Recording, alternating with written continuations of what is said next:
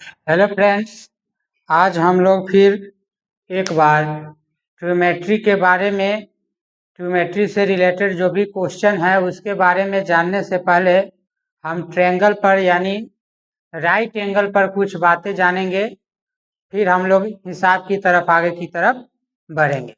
मान लीजिए कि ये ट्रायंगल है 90 डिग्री वाला ट्रायंगल है, यानी कहने का मतलब एक कोण 90 डिग्री है, जिसको हम लोग क्या बोलते हैं, इसे हम लोग बोलते हैं क्या चीज, यानी राइट ट्रायंगल बोलते हैं। राइट ट्रायंगल यानी समकोण त्रिभुज राइट ट्रायंगल है। मान लीजिए इसका नाम ए है और ये बी है और ये सी है। ये दो कोण जो होते हैं इसको एक्यूट एंगल कहते हैं। एक्यूट एंगल्स है ना, एक्यूट एंगल कहते हैं इसको। एक्यूट एंगल, ये भी एक्यूट एंगल कहलाता है। एक्यूट एंगल न्यून कोण, हिंदी में हम लोग बोलते हैं न्यून कोण। न्यून कोण कहते हैं इसको, न्यून कोण कहते हैं, न्यून कोण है।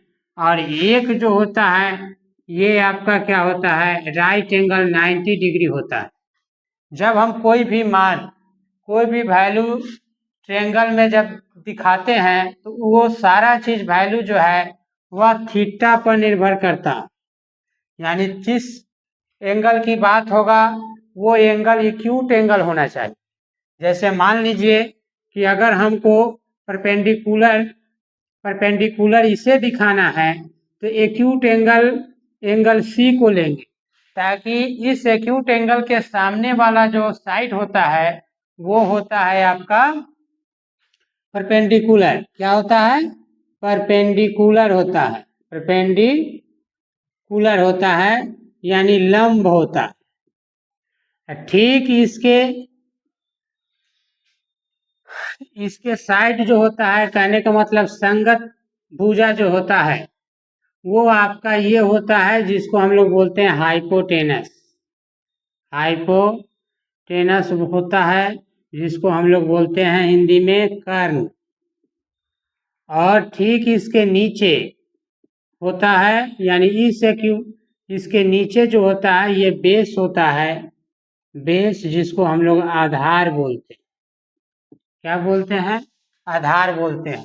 तो ये ट्रायंगल का वैल्यू जो है वह पूरी तरीके से एक्यूट एंगल पर निर्भर करता है, न कि 90 डिग्री। मान लीजिए कि अगर साइन का मान, साइन थीटा, यानी साइन थीटा का मान अगर दिया हुआ है 4/5, ठीक दिया हुआ है, तो हमें कहेगा कॉस, टैन, सेक, कॉट, इन सब का मान निकालने के लिए। तो इसको अब यहाँ जो है आप अच्छी तरह से जानते हैं कि ये वाला जो भाग है, यानी इसका फॉर्मूला क्या होता है, P/H, यानी परपेंडिकुलर को ये रिप्रेजेंट कर रहा है और ये आपको हाइपोटेनस को रिप्रेजेंट कर रहा है। तो इसमें क्या चीज की कमी है, यानी इसमें आपको बेस की कमी है, यानी बेस पहले निकालना होगा। तो बेस निकालने के लिए हम लोग क्या करेंगे, इस यानी हाइपोटेनस है, ये परपेंडिकुलर है, तो हाइपोटेनस में से परपेंडिकुलर को घटा लेंगे तो बेस निकल जाएगा। यानी सीधा सा फंडा है कि हाइपोटेनस आपका 5 का स्क्वायर होगा और ये जो है परपेंडिकुलर 4 का स्क्वायर होगा, और यहाँ आपका बी स्क्वायर निकल जाएगा, यानी ये 25 हो जाएगा और ये आपका 16 हो जाएगा, equal to B square. Square को हटाएंगे तो रूट चढ़ाएंगे और ये आपका क्या हो जाएगा, घटाकर यहाँ पर 9 हो जाएगा, इक्वल टू बी। यानी b का वैल्यू हो जाएगा ±3, यानी 3 लिया जाएगा। ठीक है, तो ये आपका बेस 3 हो गया।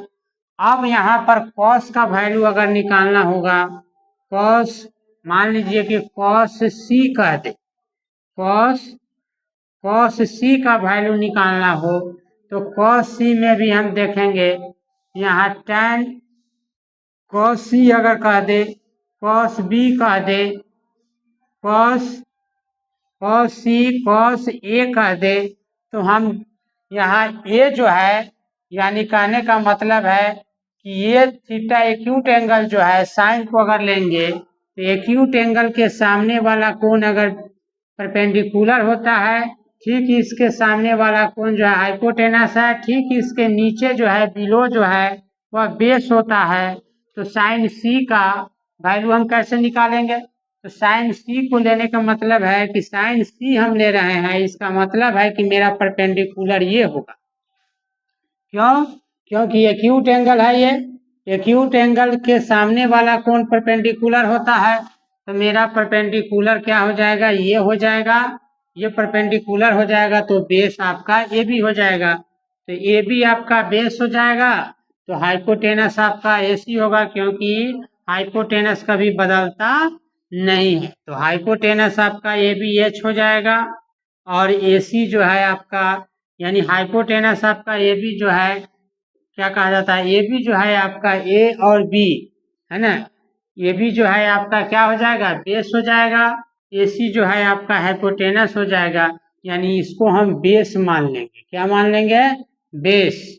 और ये मेरा क्या हो जाएगा? हाइपोटेनस। तो इसमें कॉस में हाइपोटेनस का कोई काम नहीं होता, इसलिए हमको बेस चाहिए, तो बेस इसको ले लेंगे ए बी को, और ए बी को हम लोग बी लिख सकते हैं। और फिर यहाँ हाइपोटेनस जो है ए सी को हम लोग एच लिख सकते हैं। तो कॉस सी का मान यहाँ पर हम बैठा सकते हैं। ये कितना वैल्यू इसका लिए थे? इसका वैल्यू जो हम लोग पी, तो साइन में हम लोग 4 लिए थे, तो 4 ये हो जाएगा, तो 4 हो जाएगा। और एच जो है इसका वैल्यू नहीं बदलता है, ये 5 है तो 5 हो जाएगा। तो ये इस तरीके से हम लोग कॉस का मान निकालेंगे। तो ये पूरी डिपेंड करता है, किसी का भी मान निकालना हो, ये पूरी डिपेंड करता है एक्यूट एंगल पर। एक्यूट एंगल के सामने वाला साइड जो होता है परपेंडिकुलर होता है, और 90 डिग्री के सामने वाला कोण, 90 डिग्री के सामने वाला साइड जो होता है हाइपोटेनस होता है, और दूसरा एक्यूट एंगल के सामने वाला कोण जो है वो भी परपेंडिकुलर होगा। तो ये डिपेंड करता है एक्यूट एंगल पर। और इससे जानने से पहले कुछ हम लोग वैल्यू को निकालने के लिए और भी ज़रूरत पड़ता है कि ये थीटा, एक्यूट एंगल, ये सब के बारे में जानने से पहले हम इस क्वाड्रेंट के बारे में जानेंगे, यानी क्वाड्रेंट का कहे तो चरण पाद के बारे में जानेंगे। तो हम इसको रब करते हैं, थोड़ा हम लोग उसके बारे में भी जान लें, यानी क्वाड्रेंट कितने होते हैं। क्वाड्रेंट के बारे में जानना जरूरी हो जाता है। तो आप जानते हैं क्वाड्रेंट को हम लोग बोलते हैं, या इसको हम लोग बोलते हैं पाद, इंग्लिश में हम लोग बोलते हैं क्वाड्रेंट। क्वाड्रेंट हम लोग बोलते हैं। क्वाड्रेंट जो होता है वो 4 टाइप्स का होता है, यानी first quadrant, second quadrant, third quadrant और फोर्थ क्वाड्रेंट। फोर्थ क्वाड्रेंट भी होता है।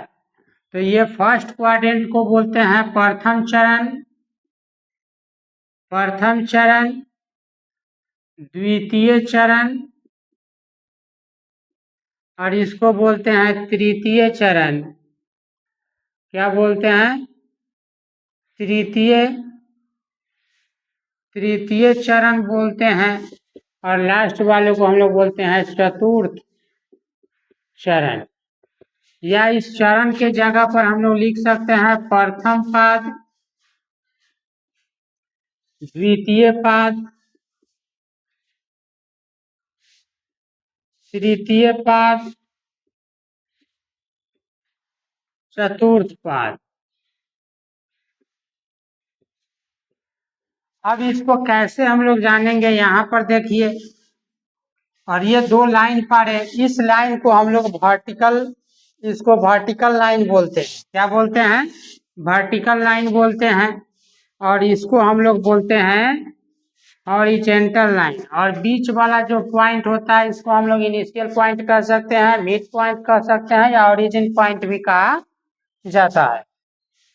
ये वर्टिकल लाइन है आपका। इसको अगर हम लोग y ले लेते हैं और इसको x ले लेते हैं, इसको x डैश ले लेते हैं और इसको y डैश ले लेते हैं।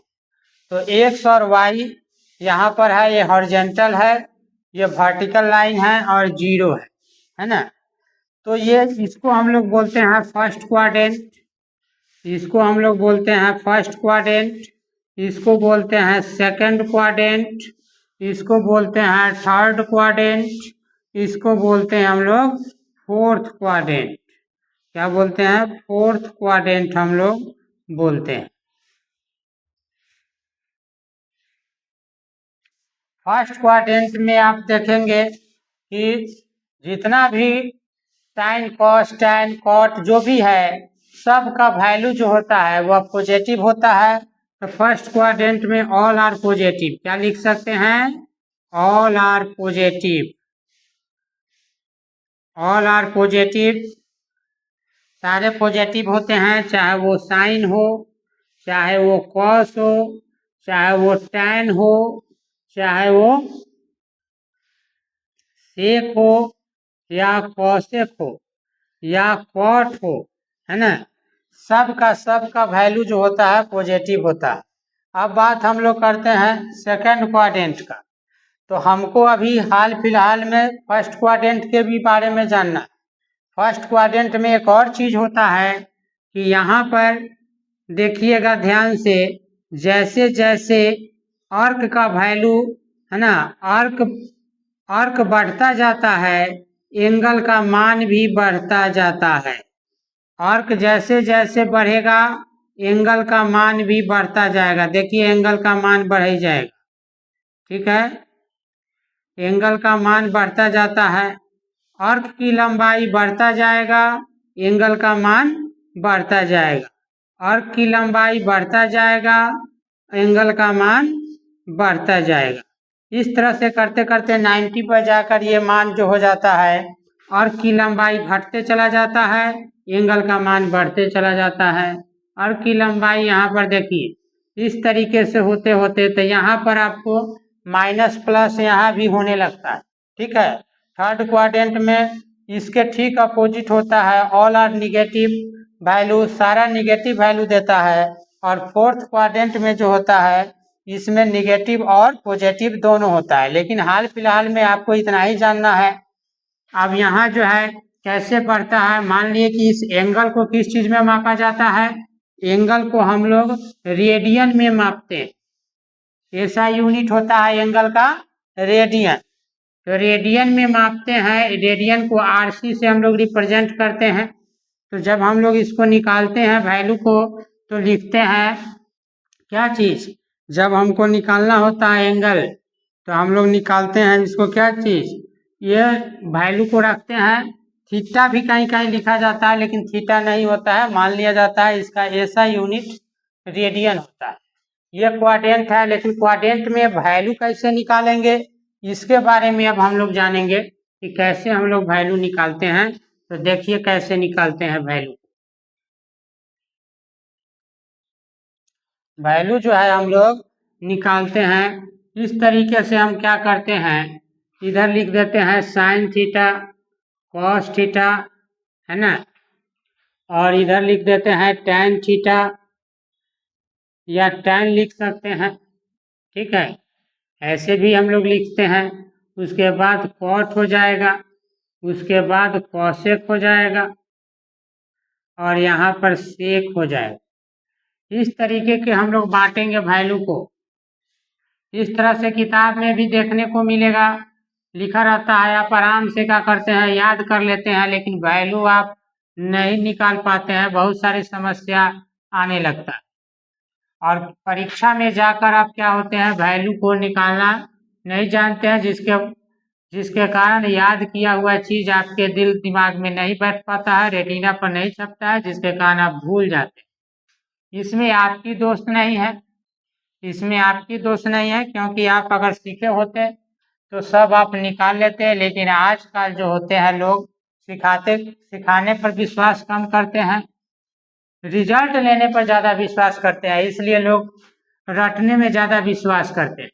यहाँ पर थीटा का वैल्यू लिया जाता है, मान लीजिए यहाँ पर थीटा, यहाँ थीटा अगर दिया जाता है, थीटा का वैल्यू दे रहे हैं तो यहाँ पर अगर हम 0 ले रहे हैं, यहाँ पर थीटा लिख दीजिए, यहाँ पर 0 ले रहे हैं, 1 2 3 4। अब कहिएगा कि इस तरीके से क्यों लिए? इस तरीके से इसलिए लेते हैं कि देखिए यहाँ पर 1 2 3 4 क्वाड्रेंट हमारा 4 होता है ना, इसलिए हम इसको क्या करेंगे, उसी तरीके से हम इसको कई पार्ट में बांट देंगे। बांटने के बाद क्या हो जाएगा, ये बट गया, सबके वैल्यू को लिखेंगे। यहाँ पर अगर 0 डिग्री है ना, 0 डिग्री अगर हम लेते हैं, थीटा का वैल्यू अगर हम 0 डिग्री लेते हैं, 0 डिग्री 30 डिग्री 45 डिग्री और 60 डिग्री और 90 डिग्री, ठीक है। अब साइन 0 डिग्री, तो 0 में अगर हम 4 से भाग दे, अब कहिएगा कि 4 से क्यों भाग देते हैं, क्वाड्रेंट 4 भाग में बांटा हुआ है इसलिए 4 से हम भाग देते हैं। यहाँ 1 है तो 1 में हम 4 से भाग देंगे, यहाँ 2 है, 2 को हम यहाँ पर लिख लेते हैं 2, 3 को यहाँ पर शिफ्ट करते हैं और एक और कॉलम बना लेते हैं, 4 को यहाँ पर शिफ्ट कर, ठीक है। यहाँ 2 है तो 2/4 लिख देंगे, 3/4 लिख देंगे। क्यों लिख रहे हैं, क्योंकि क्वाड्रेंट 4 होते हैं तो 4 से भाग लगाएंगे। जब भाग लगाते हैं तो इसका वैल्यू क्या हो जाता है, साइन 0 डिग्री का वैल्यू 0। किसी भी संख्या से अगर 0 में भाग लगाते हैं जिसका वैल्यू क्या हो जाता है, 0 हो जाता है। 1/4 है, 1/4 का जब हम क्या करेंगे इसके अंदर, उससे पहले क्या करेंगे, इसमें रूट भी चढ़ा देंगे, ठीक है, क्योंकि हमको वैल्यू निकालना है। वैल्यू निकालना है, रूट चढ़ा दिए, 1 का रूट क्या हो जाता है 1 और रूट 4 का रूट क्या हो जाएगा 2, तो ये साइन 30 डिग्री का वैल्यू क्या निकल जाएगा 1/2। अब यहाँ देखिए इसको भी अगर कर दिए तो √2 हो जाएगा और √2 हो जाएगा, ये /2 हो जाएगा। तो इस तरह का तो वैल्यू किताब में देखने को नहीं मिलता है, तो हम क्या करेंगे, इसके लिए हम क्या करेंगे, इसको रेसिप्रोकल कर देंगे और रेसिप्रोकल करने के बाद क्या करेंगे, इसका रेशनलाइजेशन कर देंगे, ठीक है। तो जैसा ही हम ऐसा कर देंगे तो ये हो जाएगा आपका क्या चीज, यहाँ पर देखिए ये बन जाएगा आपका 2√2/2 इंटू √2, क्या हो जाएगा ये, जब इसको बदलेंगे तो ये हो जाएगा आपका, लिख सकते हैं 2√2 बाई यहाँ हो जाएगा 2, ऐसे हम लोग लिख सकते हैं। इसको रेशनलाइजेशन कर देंगे तो ये हो जाएगा आपका √2/√2। जब इस तरीके से हो जाएगा तो ये कट जाएगा, ये तो हो जाएगा 2 और ये हो जाएगा 2√2, 2 से 2 कैंसिल हो जाएगा तो 1/2 आ जाएगा, 1/√2 आ जाएगा। तो 1/√2 आ गया तो ये वैल्यू आपको किताब में देखने को मिलेगा, जो आप हमेशा वर्षों से रटते आ रहे हैं, आपको समझ में नहीं आता है कि कैसे वो आया वैल्यू।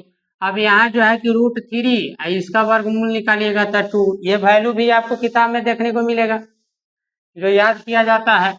इसको जब खींचिएगा तो 4 का √2 हो जाएगा और इसका भी √2 हो जाएगा, दोनों कट जाएगा तो साइन 90 डिग्री का वैल्यू 1 आपको याद करने को मिलेगा।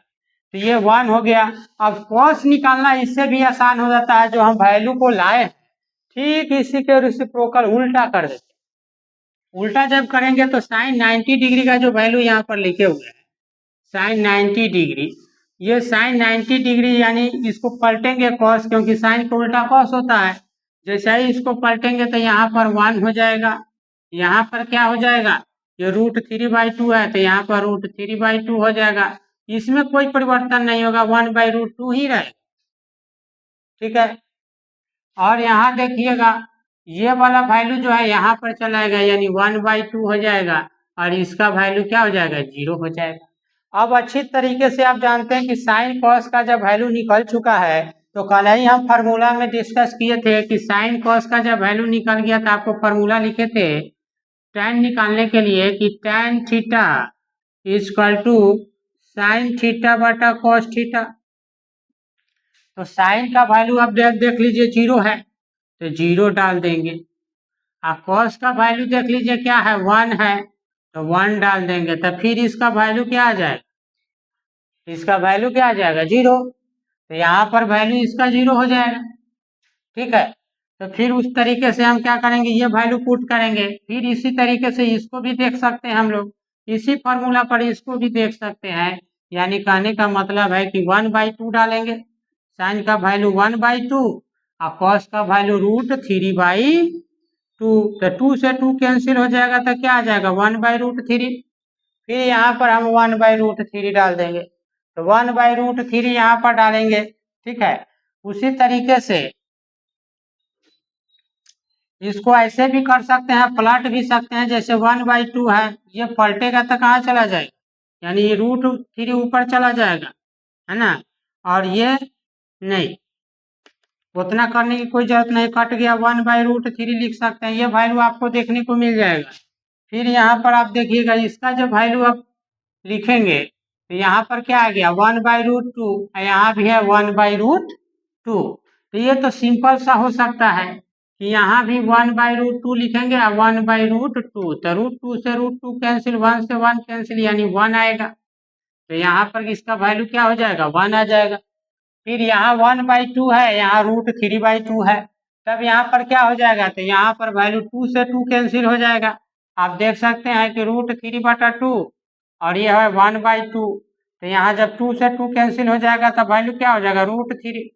तो यहाँ पर भी आपको देखने को मिल जाएगा इसका वैल्यू, यानी tan का भी वैल्यू हम लिख सकते हैं। ये क्या है 1/0 लिखिएगा, जैसा ही 1/0, तो 1/0 जो होगा अनडिफाइन हो जाएगा। क्या हो जाएगा, अनडिफाइन होगा, यानी परिभाषित इसको नहीं किया जा सकता है।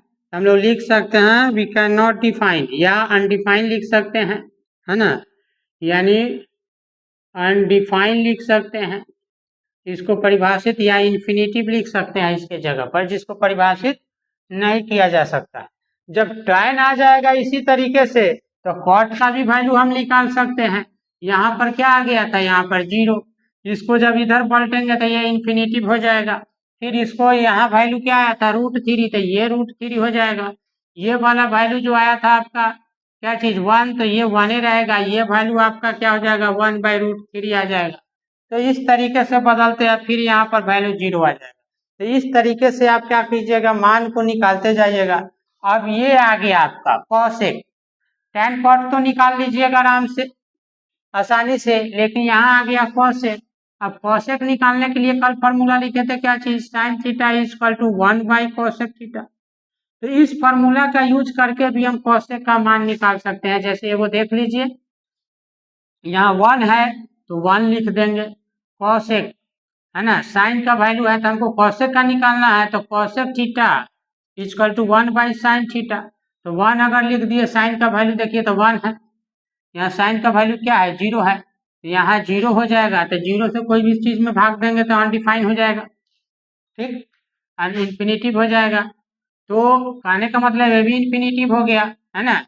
तो सेक इसका क्या हो जाएगा, सेक जो होगा इसका, यानी यहाँ इन्फिनिटिव हो गया, यहाँ पर इसका वैल्यू कुछ और रहेगा। तो साइन के माध्यम से क्या करेंगे, यानी कॉस का फॉर्मूला लगाकर इसको निकाल सकते हैं। सेक का क्या होगा, अब सेक का देखिए, यानी cos theta equal to 1/sec theta होता है, यानी sec theta equal to 1/cos theta होता है। तो 1 तो रहेगा ही, और cos थीटा का हम मान निकाल चुके हैं, तो ये मान को यहाँ पुट कीजिएगा तो कैलकुलेशन करके इसका भी वैल्यू निकल जाएगा। तो आप ओवरऑल जानिएगा, आपको याद करने की कोई जरूरत नहीं पड़ेगा। कहीं भी आप एग्जाम में फंस जाते हैं तो आपके दिमाग में ये सिस्टम जो है चलता रहेगा, और आसानी से आप निकाल कर क्या कर सकते हैं, वैल्यू में आप डाल सकते हैं। ठीक है, दैट्स ऑल, थैंक यू।